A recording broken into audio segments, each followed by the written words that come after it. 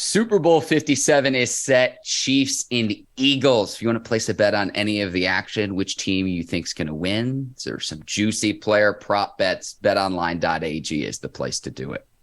365, 24/7, regardless on what sports you want to bet on. Make sure y'all go to betonline.ag. Head over to the website today. Use our promo code Bleav, that's BLEAV, to receive your 50% welcome bonus on your first deposit. Bet online, where the game starts. All right, cue the music. It's time to start the show.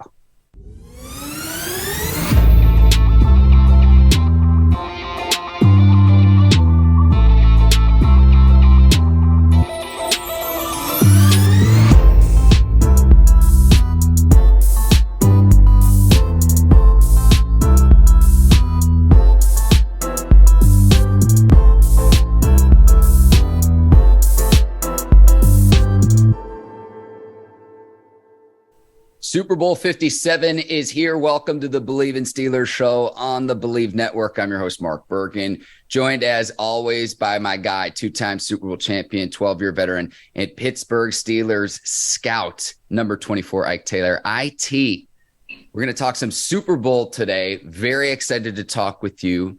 We do have some Steelers news, though, ahead of the big game. Brian Flores heading over to Minnesota.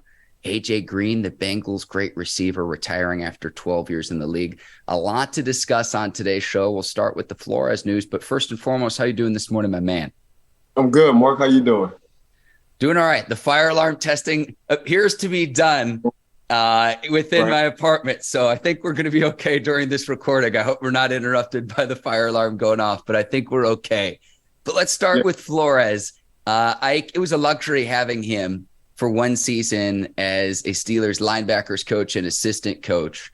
And we talked about it last week where it was like, look, you don't want to prevent him from getting an opportunity to move up in the league again.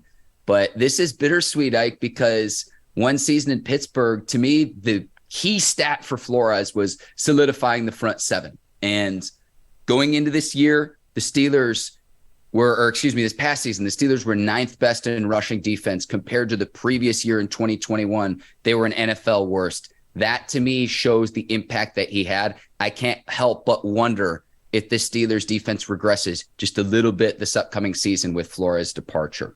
Man, we knew Coach Flo was a former head coach for Miami, and we was talking all that smack about him getting rid of the picks. Little did we know, man, he was just building the whole organization from the draft. So he was letting guys go, getting rid of picks, and before you know it, Coach Mike McDaniel so far is reaping some of his benefits, to keep it honest with you. So I got to give a huge shout out to Coach Flo for not only coming to the Pittsburgh Steelers and Coach T giving him that lifeline, but at the same time, you got a former head coach sitting in the organization as an assistant defensive coordinator, linebacker coach. And you just mentioned Pittsburgh went from 32 to 9th when it came down to rushing. So Coach Flo had to have some kind of input. That's a former head coach right there. But I'm just glad he's getting back into the ranks, glad he's getting back onto the board. Now he's the Vikings DC. Coach Flo, when you talk to him, he don't really say too much. You just know he know football. So that's all Coach Flo. We call Coach Flo, he has an interrogation face. He don't really say too much. When you're getting interrogated and you talking back to the interrogator and he just looking at you, and he just looking at you, and he just looking at you like, I know you're lying. I know you're lying. I know you're lying. I know you're lying. That's like the personality of Coach Flo and his facial expression. But just being around Coach Flo, I've been around him for a year, my first time. So it was just good to listen to them talk football, listen to him evaluate players, and know that the Vikings are getting somebody special when it comes down to defense. Again, Mark, 32. Ranked rushing defense for the Pittsburgh Steelers. Coach Flo come in as an assistant DC and the linebackers coach, and then go to 9. So obviously the man know a little bit something about football, but the fact that what he did for the Miami Dolphins, Miami really wasn't known to have a good defense. I mean, he stacked Xavier Howard, and Xavier Howard, since Coach Flo had him in 5, 6, 9, 9, 9, 9. He just been pick city when it comes down to that. So as much as we wanted to say how good of an offense the Miami Dolphins had before that offense came along, they sure did have a damn good defense. So you got to give a huge shout out to Coach Flo, because he was the one to acquire all them draft picks and start the Miami Dolphins from the drafts. Yeah, Ike, and we can go, and we've talked a lot about his past with the Dolphins as the head coach there. But to me, I also look at this move, how other teams view this move within the NFC North division. And you know that I grew up in the Chicago suburbs. I have a lot of friends and family that are Bears fans. They are mad at this move because they know that it's going to be a defensive upgrade for a Vikings defense that was 11-0 in one-score games. The Vikings, 11 of their 13 wins came in one-score games, but also the reason why the Vikings were looking for a defensive coordinator in the first place. The Vikings finished 29th in points allowed this past season and 31st in yards allowed. It's amazing they even made the playoffs because it seemed like a cardiac, it almost seemed like a heart attack every time you watch the Vikings play this year. Remember, they had that game against the Colts where they rallied down 33 points. Long-term, big picture, I don't know you can have success if you don't have a more stout defense. And I think he's going to be able to bring that to the table in Minnesota. But my point being, when I've got Bears fans in my life reaching out and I've seen it on my timelines like, oh man, Minnesota just got better. They just upgraded. That to me lets me know everything I need to know what your opponent thinks about the move. Yeah, Coach Flo, he going to come in like a baseball pitcher in the ninth inning. He's the closer. So you're not going to have a shootout as you did once before with the Minnesota Vikings. Coach is going to put a ceiling on these points, a few games. Maybe sometimes the ceiling might blow off the roof. But it's more games to none that he'll have, the Minnesota Vikings defense exactly where they want to be. For the past couple of years, the Minnesota Vikings, they've been getting in the playoffs. I don't think they will have a defense like they will have with Coach Flo, especially when you have a running game like the Minnesota Vikings. And of course, you probably got the top three wide receiver in Justin Jefferson. So we'll see. But I think Coach Flo, he's just going to put the icing on the cake, and that's putting a cap to points that the Minnesota Vikings have been allowing, especially late in the season. Yeah, I also listen to the players as well. So I think about the impact that Flores had of what other players are saying. And most telling to me wasn't even a defensive player, but it was Kenny Pickett saying, hey, Flores helped me understand the 2-minute drill, what to do in those situations, and how to put your team in a position to win late in games. So the impact he had, even in one season within the Steelers organization, extends beyond just the linebackers, beyond just the defense, beyond just the front seven. It's clear he had an impact throughout the Steelers organization. Very happy to see him get a defensive coordinator opportunity. And reading the tea leaves, okay, Mike Tomlin's in his 50s. He's now coached 16 seasons for the Steelers. Whenever he decides he wants to hang it up, whether that's 5, 10, 15, however long he wants to coach the Steelers, I wouldn't mind if the Steelers gave Brian Flores a shot at being a head coach further down the line, because when he got fired from the Dolphins organization and he had back-to-back winning seasons for the first time in like 20 years, look, say what you want about the guy. There's no doubt in my mind he is deserving to be a head coach in this league, filed a lawsuit against the NFL. And like you said, Mike Tomlin gave him a lifeline, and credit both the Steelers and Flores for humbling himself from being a head coach in this league to saying, hey, now I'm going to work my way back up. And now he's a DC in Minnesota. Mark, damn, you might be ahead of the curve. Golly, you might have hit it on this one. We'll talk about this in a couple of years from now.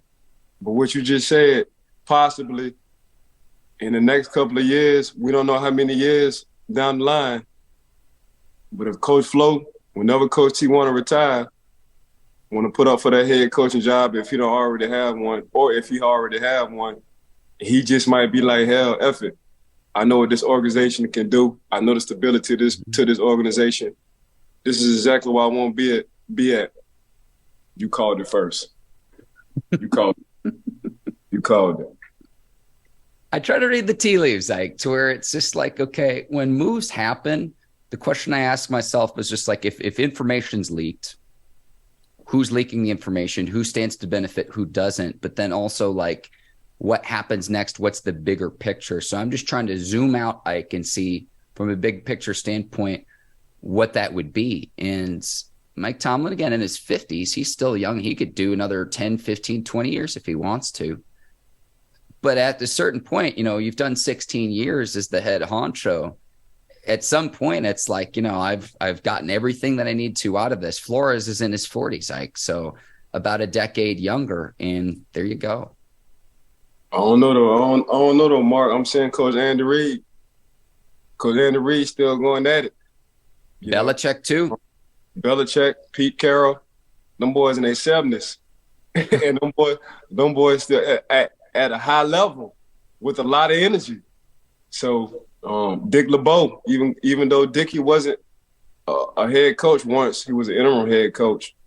But he was in his mid-70s. Mm-hmm. And I know them guys always say you always want to stay busy mentally. Physically, you're not able to do what you once was and what you could when you was younger. But if you can stay young mentally, it balances everything out. So what I do see about Coach T right now, like mentally, he's getting younger. He's evolving as a coach. He's evolving in some of his thinking.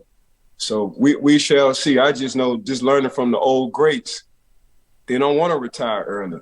They don't mind consulting when they get to a certain age. But as far as like retiring, when that's just in them, when they don't look at it as a job, when it's something they always want to do, when it's just their routine, it'd be hard for them guys to retire early. And 50 is early.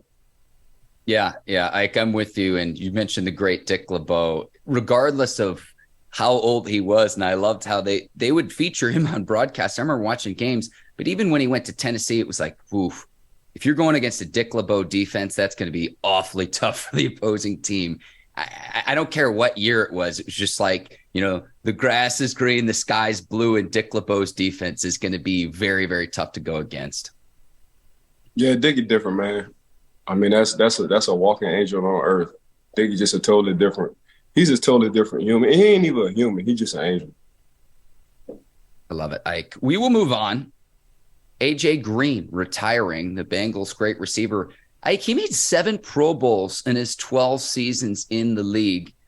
5-star coming out of Georgia, more than 10,000 yards in his career, 70 touchdowns. He had a great career, in all honesty, Ike. I wanted to ask you, as someone who competed against AJ Green, what's your best story going against him during your playing career? Man, AJ just was stronger than what people think. Had a basketball body frame, but strong as heck. Had sneaky speed. He was Chad Johnson after Chad Johnson, I will say. Just probably a little bit more stronger, more athletic when it came down to Chad. Now, as far as like feet work, I haven't seen nobody feet work like Ocho. Ocho is a little bit different. Obviously, you can see he's into soccer, and he's an okay soccer player, but he gets the job done way better than the majority. Chad also played kicker as well when they needed a kicker for the Cincinnati Bengals. So, but as far as like AJ Green, AJ just different, man. AJ really didn't say too much. AJ was about his business. So for me, I was leaning more towards out of my prime when the Cincinnati Bengals picked up AJ. And it was, okay, if I can, plus he was in the division, so if I can take care of AJ, we know Ike still got something left.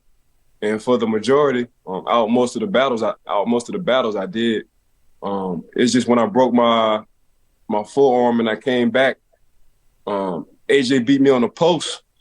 And that's when I knew, and I wasn't upset at all, Mark. So I was like, dang. I said, this ain't feeling right. I said, man, I'm done. And I went to the sideline, Coach T. I told Coach T. Coach T looked me dead in my eyes, and he saw I wasn't playing. He got back to doing what he doing, coaching the team. Halftime, he talked to me. Kevin Colbert came down from the box, asked me why I wasn't in the game. I told Kevin Colbert, the former GM for the Pittsburgh Steelers, on what happened, how I felt. Got back on the plane, got to the Monday morning meetings, and they tried to convince me that was like, you show. I said, Coach, y'all can do whatever y'all need to do with me. This is exactly where I'm at mentally. I said, I'm no good for nobody. I'm no good for me, my family, this organization, on playing football. I said, I feel better coaching, helping y'all coaching staff, getting the young guys ready since I was hurt than I actually feel being on the field. and I was getting beat by AJ on that post. If I ain't never got beat, I never would have had that feeling. So for me, AJ, you said 7 Pro Bowls in 12 years. That says a lot about AJ. A sneaky good career. You know, AJ was probably one of the toughest guys I went against. Of course, I handled my business, but I knew if I played AJ, I had to step my game up. A young stud in the game. I think him and Julio came out in the same draft. So for me, AJ was just a little bit different, man. He was just about his business, Mark. He didn't really say too much. You just knew the man was about his business, but he was stronger than what you thought it was. Don't look at the size. You know, they say they always say it's the fight in the dog, not the size in the dog. That was definitely a description of AJ. Yeah, Ike, same drafts, the 2011 draft you're talking about. Let me ask you, though, that feeling you had when you got beat by AJ Green and you said you were just done at that point, just mentally after your respective 12-year career, Ike, was this something that was building inside of you, or is it just something that happened within a snap? It hit me right now. I wasn't mad. I was like, oh, well. And then when I was walking to the sideline after they kicked the field goal, I was like, oh, that's not good. For me not to be upset, because how I played, I used to make up stuff in my mind for me to be upset. And you know how I played, if a dude caught a pass on me, I was upset about that. But the fact that he caught that touchdown and I wasn't mad at all, I wasn't tripping him up. I was just like, oh, well. And then that's when the light bulb came on. It was like, ooh, this ain't good at all. This ain't good. For you not to be upset, you ain't about to help nobody. So that's exactly what I did. Went to the sideline. I told Coach T and Kevin Colbert. And a big shout out to Coach T and Kevin Colbert and the Rooney family. They could have let me go. They could have said, okay, cool. But what I wound up doing, I wound up helping the coach. I still practice every day. Was on the scout team. Helped the guys and the coaching staff. Went to all the coaches' meetings. So I was like a intern / player when it came down to helping the coaches. I think I played one more game. That was against the Saints, just to see. And that was the verification. Like, this ain't for me. And we made the playoffs. And I remember Troy asked me, bro, one last time in the playoffs. I said, nah, TP. I said, I didn't play in too many playoffs. I didn't play in too many Super Bowls. I said, I'm going to let the young guys get this experience.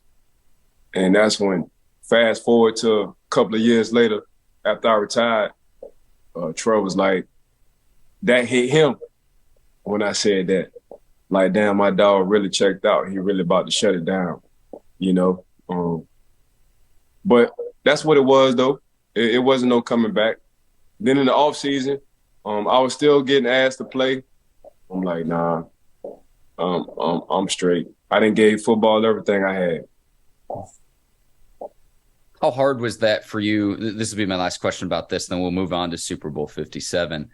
How hard was it for you later in your career to get your body right, your mind right, compared to when you were in your prime and when you were younger and you were ready to go? How hard was that for you, say, in years 10, 11, and 12? Not at all. My body just pretty much stayed the same. Like it's a saying, you rather stay in shape than get in shape. So I always in shape. So and I figure I was taking care. I learned my body and I knew how to take care of my body later on in my career than I did when I was younger. So taking care of the body wasn't an issue. It's just, you know, playing the style I played at that level, eventually it just break down. So you don't even fight it. So what Coach T, the company did, I like around 10, year 9 to 10, they started giving me less reps in practice and preserving me for the game. So that's what they started to do. So at first I fought it, then I took it in stride because I understand it helped me later on during the games on Sundays, Mondays, or Thursdays. But other than that, though, I always stayed in shape, Mark. You ain't never have to worry about that. So that definitely wasn't the issue. Me having my body ready was never the issue. Then in training camp, I took my reps against the young studs I thought that was up and coming. The young studs that wanted to prove they was better than me. From an offensive standpoint, I took my reps against them to make sure, I kept the oil change, so say mentally. So I knew how to play it. That's exactly what I did. I stayed competitive throughout the course of my career, but that's how I played it. Aging like fine wine, Ike. You feel me? Yeah. Yeah. All right. Super Bowl 57, Chiefs and Eagles. Eagles are a 1.5 point favorite, Ike. Before we get into keys to the game, let's go really quickly. There are a ton of prop bets, but the one I'm always interested in, first touchdown scorer, Travis Kelce is the favorite. Jalen Hurts, Miles Sanders, a little bit after that. I think Kelsey's a decent bet here, Ike, but what say you? First touchdown scorer, Super Bowl 57 between Chiefs and Eagles. I was going to say Jalen, but I'm going to roll with Miles. Last game, them boys put up 4 rushing touchdowns in the playoff game. So I'm going to go in on that. That letting you know, hey, even though we got 2,000-yard receivers and we got a running and we got a running quarterback who scored 15 tubs rushing, we got a Miles Sanders sitting back there who can also who rushed for 1,000. So I'm gonna go ahead and let y'all think what y'all want to think. So if you want to pick, if it's an underrated or a dark horse who I think gonna score first, I'm gonna go with Boobie Miles. If you go on his IG, his name is Boobie Miles. Y'all call him Miles Sanders. I'm gonna go with Boobie Miles on this one. Shout out to Friday Night Lights, Ike. I love that. I did not know that about Miles Sanders. Yeah. I'll go with, Travis Kelce, the favorite. You get decent odds at plus 650. I think he's a big target too for the Chiefs. And we're going to talk a little bit more about Travis Kelce a little bit later in the show, Ike. So I think you bring up a great point, though, about the Eagles. Most rushing touchdowns ever by a team to this point, including regular season and playoffs. Very effective at running the ball. Let's do this for both teams, and we can start with the Eagles because we're talking about Philly. The Eagles win Super Bowl 57 if fill in the blank. No, the Eagles going to win Super Bowl 50. There ain't no if. Okay. Yeah, ain't no if. Bro, the Eagles going to win Super Bowl. Their energy just different. Mm-hmm. They got a different energy, Mark. They got a different energy about them. And Jalen really is the Jenga piece, And okay, y'all gonna stop us passing. We about to run the ball. They got 2 good running backs sitting over there with the Philadelphia Eagles, and the third one just so happened to play quarterback. So here you go again, 11 on 11, and when it's 11 on 11, and you got AJ Brown sitting out there like Thor, you got goddamn Go-Go Gadget, a Fantastic Four Slim, Smith sitting on the other side, and then you got 3 out of 5 offensive linemen who went to the Pro Bowl. And by the way, I got a 1,000-yard running back. Man, it's hard. We ain't even talking about the defense. We ain't even going to get on the defense. I don't even want to talk about their defense because they ain't nothing but a college rotating defensive line. That's all they doing. They rotating stars after stars after stars after stars after stars. So I ain't even going to get into that. So Philly going – it might be a blowout, bro.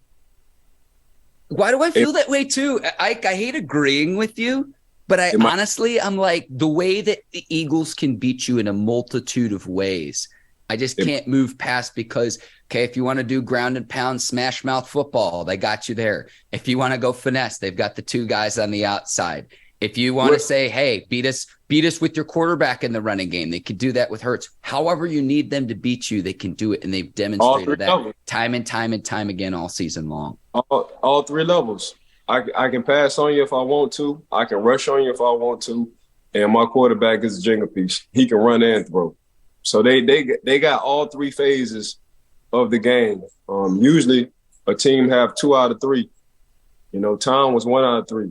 But when it come down to Jalen and company, bro, I'm telling you, bro, it could be a blowout. It could be a blowout. So I don't know what the Chiefs, what the stat is at rushing defense for them, but I know the Philadelphia Eagles offensive line. If Coach Nick hey, we just gonna run the ball 40 times this game, they're going to be geeked up. They're going to be so excited because they got that mentality. They got that grit. They got that dog. They got that mean. they got that bar fight mentality when it comes to it. So, my personal opinion, the Chiefs already know what Jalen can do when it comes down to passing. But when it comes down to rushing, I don't know their stat right now on the defensive side. But I guarantee you Philadelphia do. And that's exactly what they're going to try to establish. Let me say, for the Chiefs' sake, they're going to need, for them to win, they're going to need a legendary performance from Patrick Mahomes and likely Travis Kelce. But, if Travis Kelce is your main go-to target, if I'm the Eagles, I'm going to say, hey, take him out, and one of the other guys has to beat you. Yep. That's all Philly doing.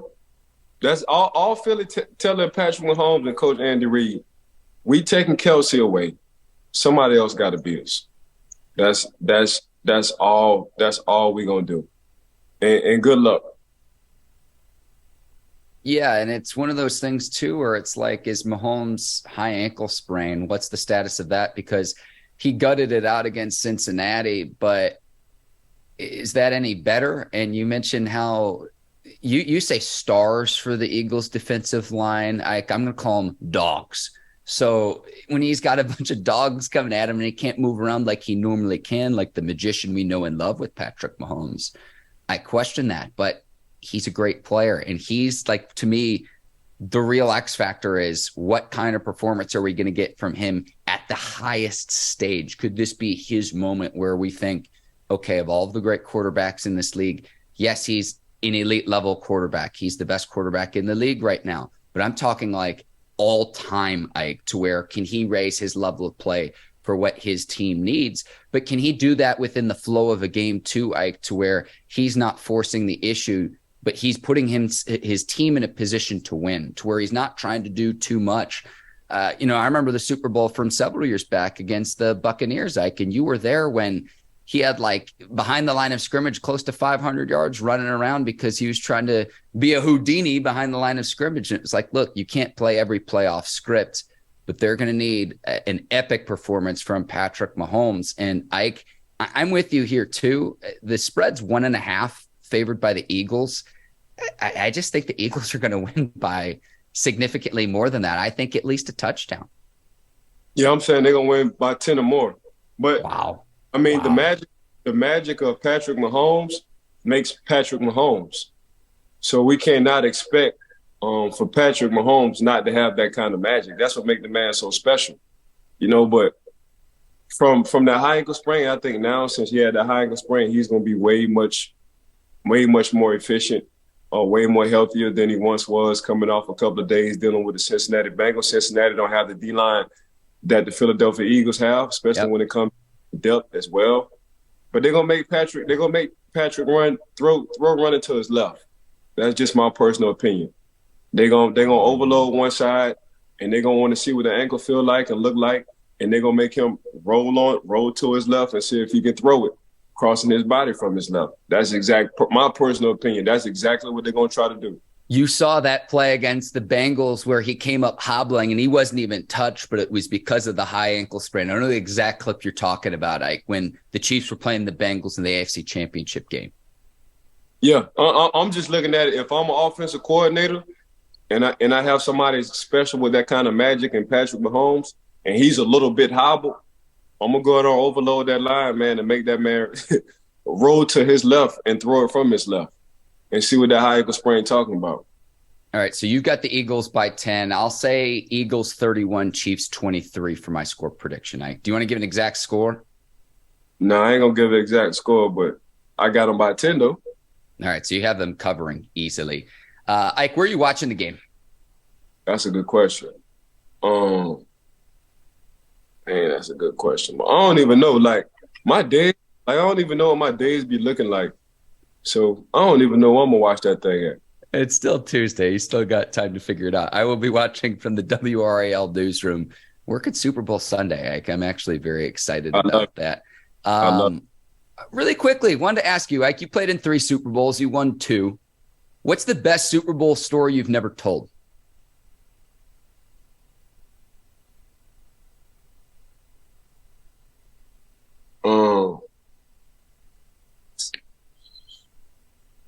Had a nice had a beautiful reporter sitting on the sideline for the Dallas when we played Green Bay. And before the game, we was doing the we was doing the salute, and I shot my shot, and I got the number. And Troy Ryan Clark was like, "Really? Right before the game, this what you doing?" I'm like, "Bro, what you want me to do? I might not ever see it in a day of my life. Like, what y'all want me to do?" And it was like, only I. Swagging you. Only I. And you can't deny that swag. No, I've seen it. You can't deny it. Like, even though they be trying to fight it, Mark, can't deny it. Cause once you get around it, it's like, oof, I feel something special coming from somewhere. Oh, that's Ike. I've been around you, and your ability to make people feel comfortable, it's one of a kind. And there you go. There's your Instagram handle too. So one of a kind. Yeah. Yeah. That was it. And boy, Troy and RC just looked at me like for real, like right before the game. This is right before we about to go on the field for D. I would argue, Ike, that they were jealous. No, them two boys ain't never. You know, Troy, we call Troy Unicorn. How a Unicorn gonna be jealous? You know, I gotta get the numbers for Troy and throw them in a trash can. Like I hear you. And you know, RC, he just got the gift of gab. Hey, Oh yeah. You know, you see what he doing on pivot. That's always been him. Oh yeah. He ain't even got to try. But that swag coming from this way, from that 504, a little bit different. But yeah, hey, them two Cajun the Cajun twang, like yeah, that Cajun saw something special. When you think of the Super Bowls that you played in, Ike, what's the first thing that comes to your mind? Legacy. In history forever. That's the first thing I think. Like it's hard getting up. A lot of stars gotta align for you to even get there. And then the book, the chapter gotta be written for you to actually win it. So for me, it's legacy. And shout out to Howard G, cigars.com. How I be around Howard damn near every day. He like, hey, like you just don't know the impact that you have. I said, bro, I don't really be paying attention. He was like, bro, I be sitting back and I be watching. And the more he tell me that, the more I sit back and I say the Steelers organization, the Hall of Fame coaches I done had, the Hall of Fame players I played with, and Super Bowls. I said, man, that's greatness. And the Hall of Fame owner, and the Hall of Fame coach, and the Hall of Fame GM.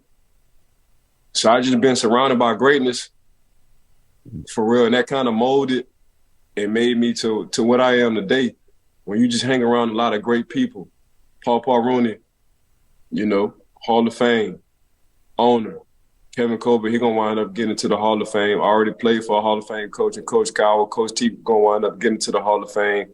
Russ Grimm, Hall of Fame offensive lineman. Munchak, Hall of Fame offensive lineman. Coach Dick LeBeau, Hall of Fame. Coach and DB. Troy, Hall of Fame. Ben, Hall of Fame. Marquise Pouncey, Hall of Fame. Waiting on Joey and Hines to get in the Hall of Fame. Casey Hampton, they sleeping on him. If you ask me who the best middle linebacker when I played, that was James Ferrier. So I just been surrounded around AB, depending on how they feel about AB, regardless on how he acting, Hall of Fame. Just surrounded by greatness. Mark, I just been surrounded by greatness, you know. So when you just surround them people, you just pick up as much as you can from them. And I just think legacy. Like my son is a proud son. As much as I am a proud dad about my son, he's a proud son about his dad, you know. So, and that's Super Bowls, you know, that's Super Bowls. And I flipped the switch, you know. I just wasn't a football player. Did a little bit of TV. Now you and I doing podcasts, so you can put me on every level. Now I'm scouting. Like I'm not just an athlete. I'm well rounded. Whatever avenue you need me to get on, I'm gonna get on the avenue. So just drop me off in the jungle, tell me my destination, and I'll figure it out. And that's just been around the people who have figured it out in life, and that's greatness. A terrific answer there. And we've talked so many times about your Super Bowl stories, and it gives me chills every time. Like, the hair standing up on my arm right now, in all honesty, just listening to all of that. Ike, 2 quick segments, and we got to wrap up the show here. We have one question for What Yins Think today, where we hear from viewers and listeners. Gino writes in, who's your guys' long shot Super Bowl MVP picks? You cannot pick a quarterback or a wide receiver. I think the obvious answer here would be Travis Kelce, but anyone else that you think could win Super Bowl MVP, again, it has to be a long shot, can't be a quarterback or receiver. Yeah, Miles, I'm gonna stick to Booby Miles. Miles, I mean, we looking at it from a fan standpoint as a long shot, but Miles really do have a huge shot to win the Super Bowl. Mm-hmm. You know? And if you're gonna give it to a group, you're gonna give it to the Philadelphia Eagles offensive line as a group. So even though they never done that before, I mean, never say never. But if you want to talk about a individual, yeah, I'm gonna rock with Miles.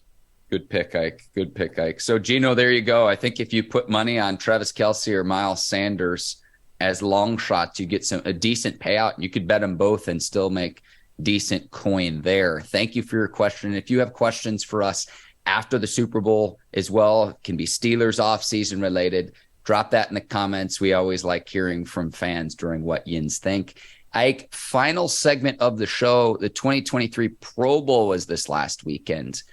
Look, I know that Tyler Huntley versus Geno Smith is not exactly a Pro Bowl that everyone's excited to watch, but I will say this, if they're not going to actually tackle in the game the way Sean Taylor did way back in the day, shout out to the late, great Sean Taylor, I'm okay with the 7-on-7 because it avoids injuries. You don't want to take out a guy's leg. It twists and contorts the wrong way.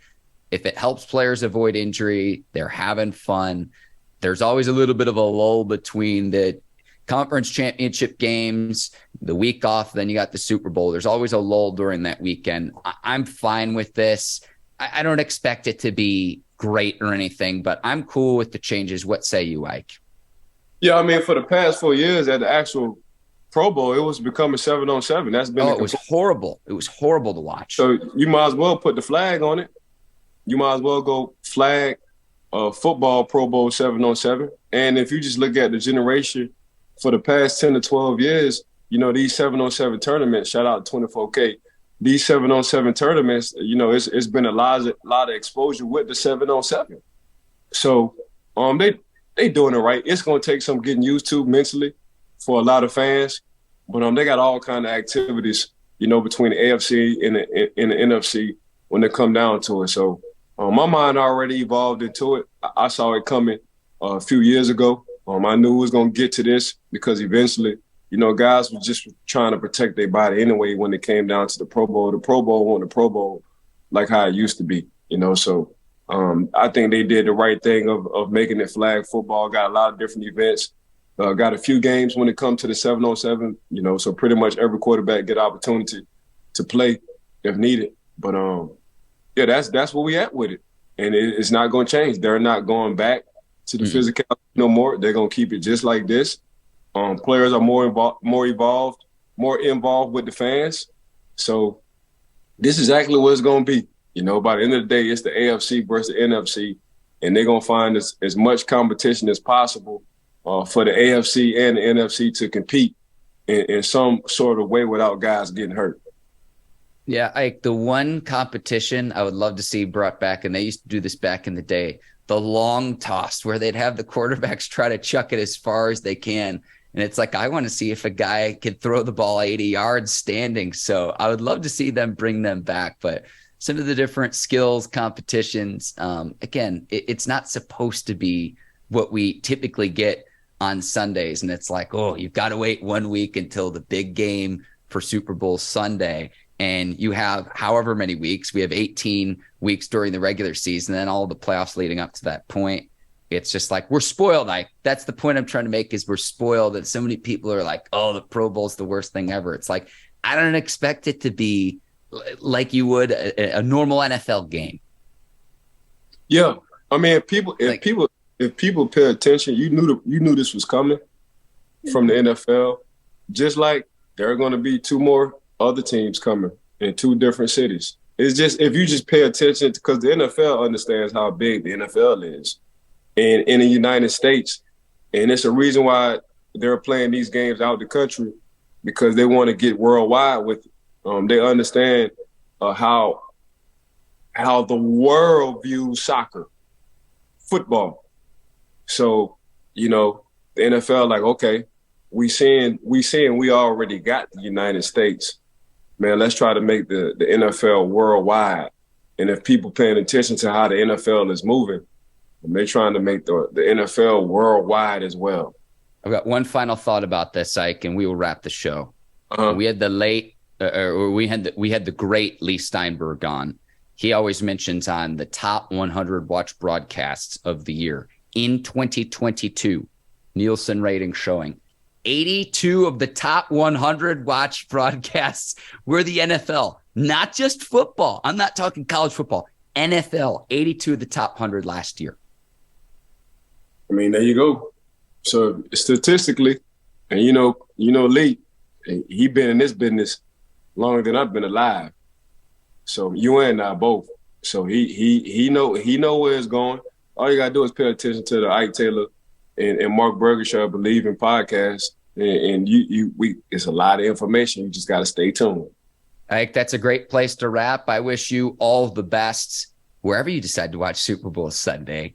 Thank you to you, the Bleav Network, our video producers over at Brinks TV, led by John Brinkus, Courtney Vargas, Herbert Diaz, producers Yancey and Megan behind the scenes. Today's presenting sponsor of the Bleav in Steelers show, betonline.ag. Got all of your NFL gambling needs for this Sunday. So check them out. And I want to thank the listeners and the viewers of today's show. Thanks for taking the time to tune in and watch.